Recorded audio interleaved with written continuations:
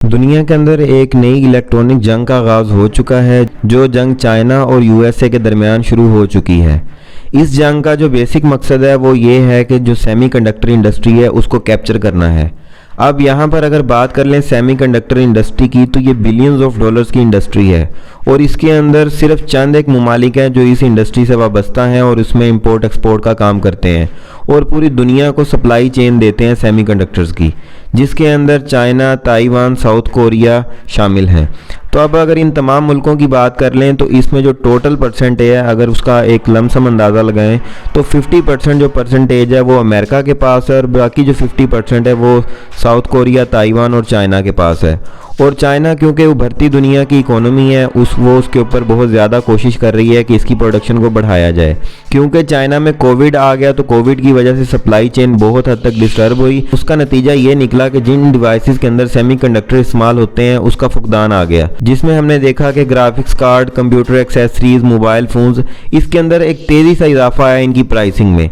क्योंकि वजह यही बनी कि जो सेमीकंडक्टर्स हैं इनकी सप्लाई चेन डिस्टर्ब होगी, क्योंकि चाइना में प्रोडक्शन स्टॉप होगी और अमेरिका ने इस चीज़ का फ़ायदा उठाते हुए प्रोडक्शन को कम कर दिया, जिसकी वजह से मार्केट इंस्टेबल होगी और अमेरिका ने बिलियंस ऑफ डॉलर्स कमाए।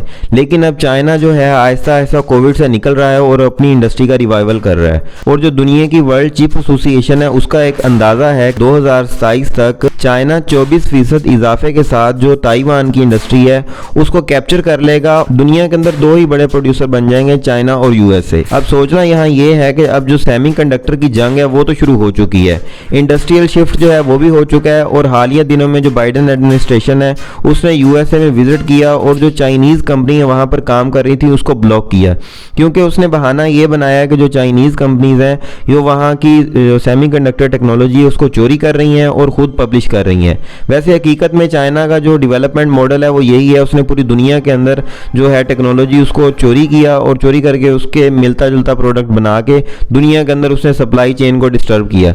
लेकिन इस केस में भी यही हो रहा है कि वो ताइवान की इंडस्ट्री को भी कैप्चर कर रहा है, साउथ कोरिया की भी, और अब फुल फ्लैज वही हो रहा है। अब इस केस में क्या होगा कि ये प्रोडक्शन बढ़ाएंगे दोनों मुल्क और मार्केट को कैप्चर करेंगे और अपने अपने अज़ाइम को हासिल करने के लिए इसको इस्तेमाल करेंगे। अब यहाँ पर अगर बात कर लें तो आज के दौर में जितनी भी इलेक्ट्रॉनिक डिवाइसेस हैं जो भी हम आम जिंदगी में इस्तेमाल करते हैं, mobile phone, laptop, gaming microphone, refrigerators और गाड़ियाँ, जितनी भी दुनिया की टेक्नोलॉजी आ रही है उसके अंदर चिप्स जो है वो बहुत ज़्यादा ज़रूरी हैं। तो जब ये चिप की इंडस्ट्री को कैप्चर करेंगे तो ये जो मार्केट में इंस्टेबिलिटी है ये बहुत ज़्यादा हाइक क्रिएट करेगी इलेक्ट्रॉनिक्स में।